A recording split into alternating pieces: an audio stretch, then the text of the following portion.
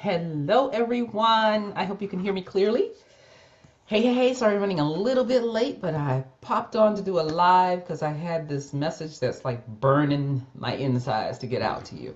And just as I was about to hit the go live button, got a call from my tax person. So, of course, I had to take that, right? So, good afternoon. If you're joining me, say hello so that I know you're there. And tell me where you're joining me from, right? I'd love to say hello and make real connections. So, good afternoon. And you're on my page, so you know I'm Valerie Priester. But some of you may not know, exactly what I do. So I really work with busy women who aspire to be heart-centered coaches, and they want to build a coaching business, but they don't know how to fit that into their current lifestyle, right? You're busy raising children, working a full-time job, or taking care of elderly parents or elderly relatives. You may be doing so many different things in your life, and you're trying to figure out, how am I going to start a coaching business? Where am I going to fit this in? So that's what I help women really get clear on and help you build a profitable, successful coaching business, one that you love, and keep you from going through all of the stress, the confusion, and just the uncertainty of how to build this business. So that's what I do. So anyway, I wanted to pop on today because I gave a message in my mastermind this morning. And I talked about believing, right? Where we are in our program, in my program, in our mastermind, is we're working on the module that deals with your money mindset. So that has to do with, the story that you're telling yourself, the money story, the life story, whatever that story is that you're telling yourself. That's what we're dealing with right now in my mastermind. So I gave them a message this morning that I really got from listening to TD Jakes this morning. I listen to him almost every day because I'm a firm believer that you have to feed your mind something. You have to make sure that you are constantly, intentionally feeding your mind messages that will uplift you, encourage you, motivate you, inspire you, right? And that keep you moving towards your goal, your dream, your aspiration, whatever that is that you're trying to do in life. You need to make sure that you're feeding your mind something that leads you in that direction. So every day I feed my mind something, and TD Jakes is just one of the people that I listen to. So this morning I was listening to a message from him, and the message was titled Believe, right? And it really, really resonated with me, especially in doing the work that I'm doing with my mastermind and on the particular module that we're working on, which is, again, dealing with money mindset. So a lot of times, when we look at our money mindset, we're in a position where we don't believe that we can have what we desire. We don't believe that we can create a business that will produce an income that will be sustainable and take care of our every need. Right? A lot of times we just don't believe that. So if you're there and you're out there and you're listening to me, and that may be something that you're dealing with or you have dealt with in the past, put in the chat, yes, you understand that, or just put yes, right, to let me know that you understand what I'm talking about. Because a lot of times we just don't believe that things are possible for us. We just don't believe that it is something that we too can have. We see other people get it. We see other people have levels of success, but we don't believe it for ourselves. And that's what the message from TD Jakes was about this morning. And I think it's an old one because I record it. So I go back and I kind of listen to them over and over again. But the message basically was talking about believe. Just believe, right? And most of the time people don't understand that that's really the only thing that God expects you to do. It's just believe. We put all this other convoluted stuff around it, but the bottom line is this: to bottom line it out, he just wants you to believe his word, believe what he says about you, what you're capable of, right? What power that you have. Just believe. But that's the hardest thing sometimes for us to do. And so the message this morning was so good because he talked about how, God had called Moses to free the people. And of course, Moses didn't believe that he could do it. He didn't believe that he was the one that should do it. He always believed that, he was missing something, or he needed to have more before he could go and really deliver the people. And so, moving the camera a little bit. And so TD Jakes was talking today about how, when God asked Moses, what's in your hand? And Moses said it's a rod, right? Do you remember that in the Bible? Right? Any Bible scholars out there? You remember that? And he said it's a rod. And remember, God said, well, lay the rod down. And if you remember, the rod turned into a serpent. And it frightened Moses, and he actually ran from it, right? And so the message that I got from that is that so many times the thing that God has given us, the thing that is in our hand, the thing that is meant to change not only our lives, but the lives of the people that come in contact with us, the lives that we're supposed to impact, that thing is the thing that we're most afraid of. That is the thing that we back away from. That is the thing that we play small with. That's the thing that we're constantly running from. Does anybody know what I'm saying? Can anybody relate to that? You're constantly running from the very thing that God has given you, has placed in your hand to be not only your blessing, but enable you to be a blessing to other people. But we keep running from it. We're afraid of it, right? We won't face it. And so that's what T.D. Jakes was talking about this morning. So when he said, when he told Moses to lay the rod down, and Moses laid the rod down and it turned into a serpent, Moses was afraid of the serpent. Who wouldn't be? I'm afraid of snakes. Are you? I'm afraid of snakes, right? So I would be afraid too. But God asked him to do something. He asked him to do something. If you remember, he asked him to pick up the serpent while it was a serpent, not while it was a rod. So my question was to my mastermind is like, how many of you would pick up something that you're afraid of? And remember, the thing that you're most afraid of is the thing that God has placed in your hand to be able to do what he's called you to do. So many of you want to be coaches. You want to coach other people. You have a desire to change the lives of other people. You have a gift to do that. You have an anointing to do that. But you're so afraid of it. And so you keep laying it down. You keep putting it to the side. You keep saying, well, maybe once I do this or maybe once I do that, then I'll step into trying to create this coaching business. Maybe once I, get the kids out of school. Maybe once they graduate from high school. Maybe once they graduate from college. You put it off and you put it off and you put it off. And basically all you're doing is you're running from the thing that God has placed in your hand because you're afraid of it. Well, Moses did the same thing. He was afraid of the serpent. But God asked him to step out in faith and pick it up while it was a serpent. So my message to you is this: you have to pick up the thing that you are afraid of. You can't keep putting it down. You can't keep stopping and quitting on yourself. And a lot of the times the reason that we're most afraid of it is because we're thinking that we are not enough. We don't have enough. We don't know enough. We're not smart enough. We need to go back and get another degree. We need to go back and get another certification, right? We're constantly not believing in ourselves. Who can relate to that? Put in the chat box, yes, if you can relate to that. We are always not believing in ourselves. And what you got to understand is until you can believe in yourself, no one else will. The things that we desire the most, the things that we're looking for the most in our lives, we're looking for them from other people. Excuse me. Excuse me. Whoa. From other people. And sorry about that. And what we have to understand is we've got to be in a position where we can give ourselves that first before anyone else can give it to us. So you're looking for your soulmate, you're looking for a husband, you're looking for a wife, but you are not giving yourself love. You're not loving yourself yet, but you're looking for it from everywhere else. And the same thing happens when it comes to our gifts and our talents, the thing that God has placed in our hand. We're looking for everyone else to validate it. We're looking for everyone else to give us confirmation on that which we know deep within, but we keep running from it. We're afraid of it. We keep putting it down. We keep starting and stopping, starting and stopping. If that's you, just put an 8 in the chat box. If you don't want to type the full word yes, just put 8, right? Have you started and stopped? Have you done this a number of times? I did. I know exactly what that feels like. Right? But here's the thing. We're running from the very thing that God has placed in our hands. And so he wants you to reach out and reach for that thing and pick it up in faith.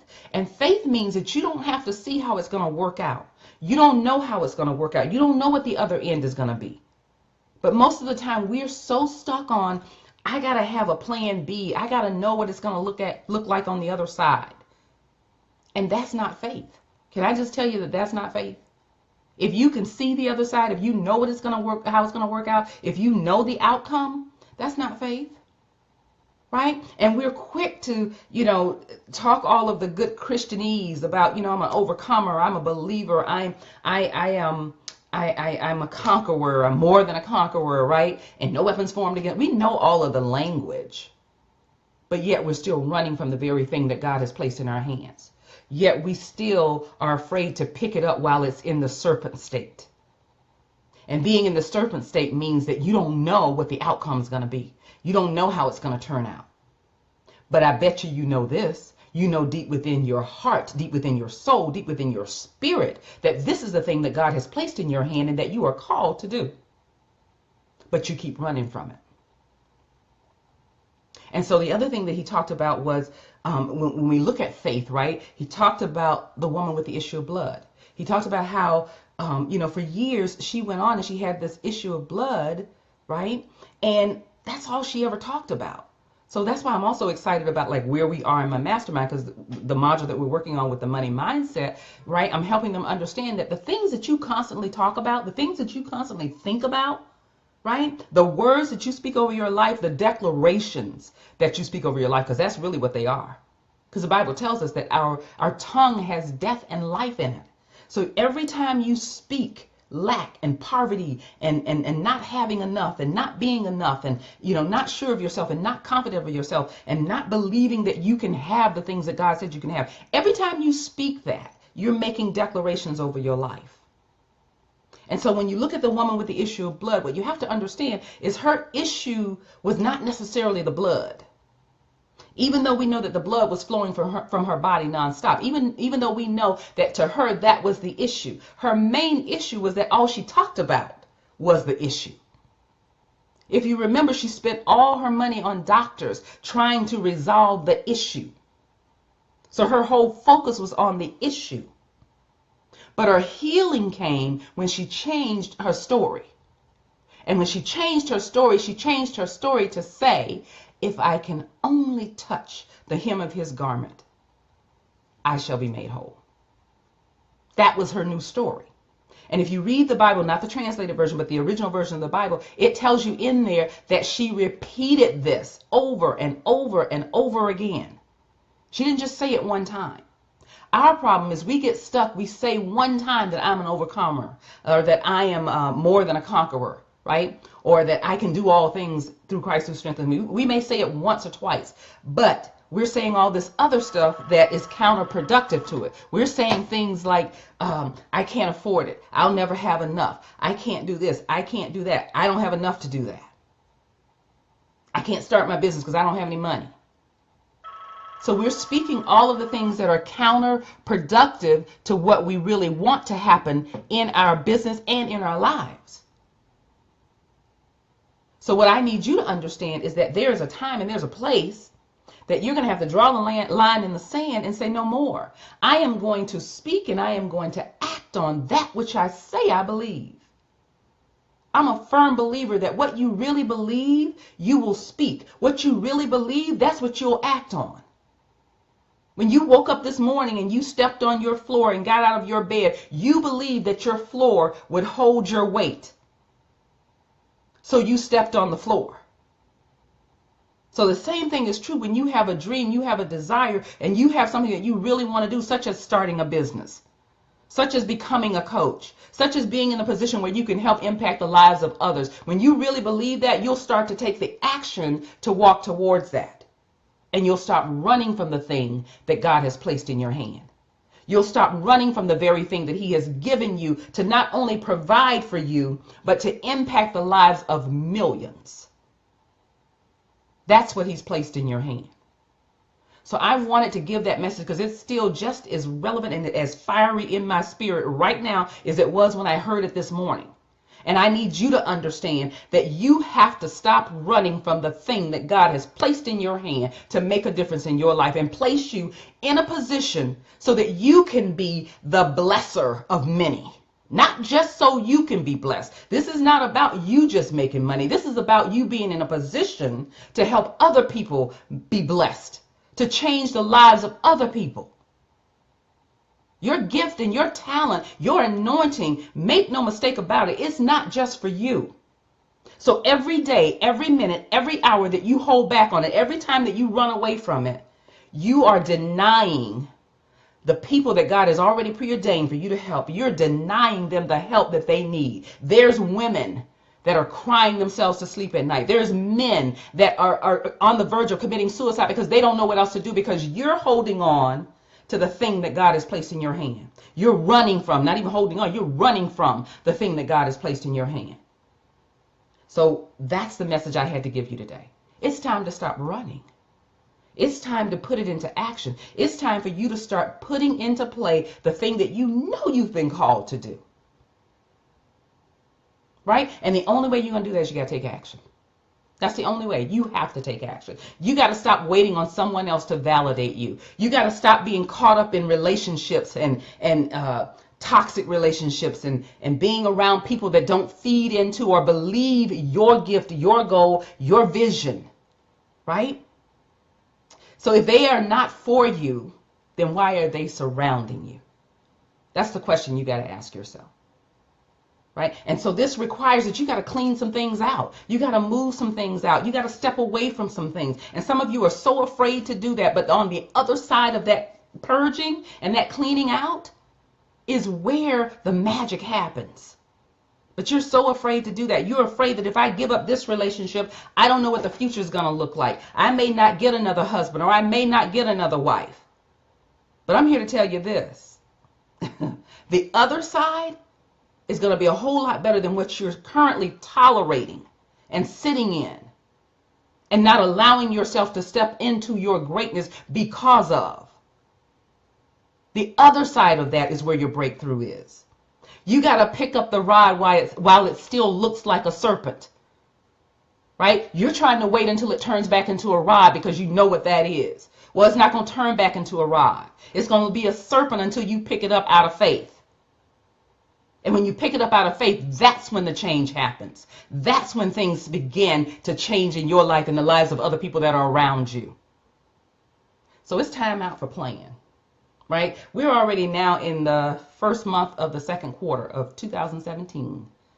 How will this year end for you? Will it end the same way? See, I'm just at the point where I'm so sick and tired of people saying, this is my year. This is my year. You said that last year. Last year you said that was your year. The year before that you said that was your year. And if you take an honest look at where you are right now, you're no further along than you were last year or the year before that. You're in the same toxic relationships. You're dealing with the same toxic people. You still haven't started the business or the dream or the ministry that God has called you to start. You still haven't stepped out on that because you're still running from the thing that's in your hand.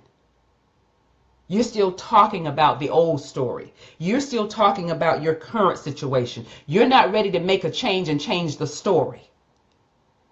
See, that's what I'm working with the people in my mastermind. We're on the module now where we're talking about their money story. What's the story you keep telling yourself?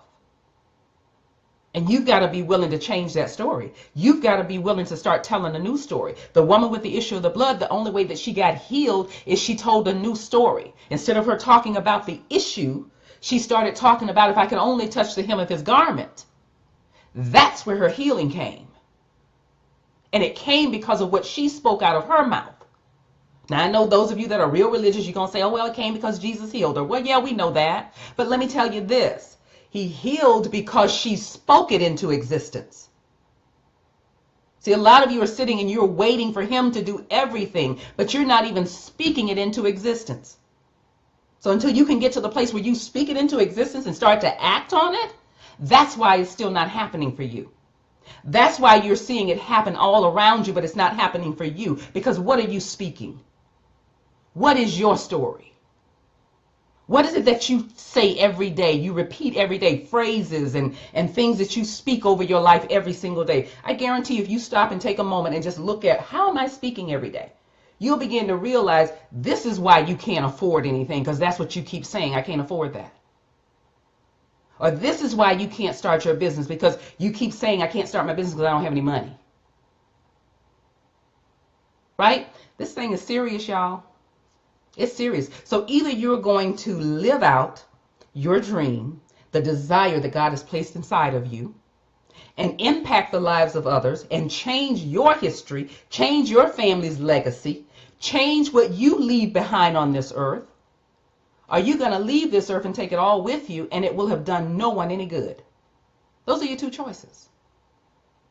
So that's the message I wanted to give you today. I again gave the message in my mastermind this morning, and I'm still fired up about it. I'm still, feeling it, because I know the change that it can make when you change the story and you start speaking what you want and stop speaking what you see before you. Right? The Bible says, call those things that be not as though they are. Call those things that be not as though they are. Not continue to call your current situation, because as you continue to call that, you're calling more of that in. So I just want to leave you with the message. Just believe. Just believe. Right? And as you go forth, I want you to understand that you have the power, you have the authority, you have the education, you have every single thing that you need to design your victory. So go forth and design your victory. Thank you so much for listening. Thank you, Cheryl. Thank you for being here. Aw, thanks. You always look amazing to me too, girl. But thank you guys for being here. Thank you for listening. Markeith, hello, hello. God is not doing anything else. You right? It was all finished from the beginning. That'll preach. It was all finished from the beginning, right? We have to move forward in time what's already finished in eternity. That is so true. Coming from Minister Markeith, okay? But thank you guys for joining me so much, and I may pop back in tomorrow, right? I don't want to put a schedule on this, but I'm trying to do more, just kind of popping in and giving the message that I have. But this was one that, like I said, was really on my heart. I gave it to my mastermind group this morning, and it keeps sitting with me, and it keeps coming up, because I believe God is not only giving me the message to give to others, but he's giving the message to me as well, right? I'm not exempt from that.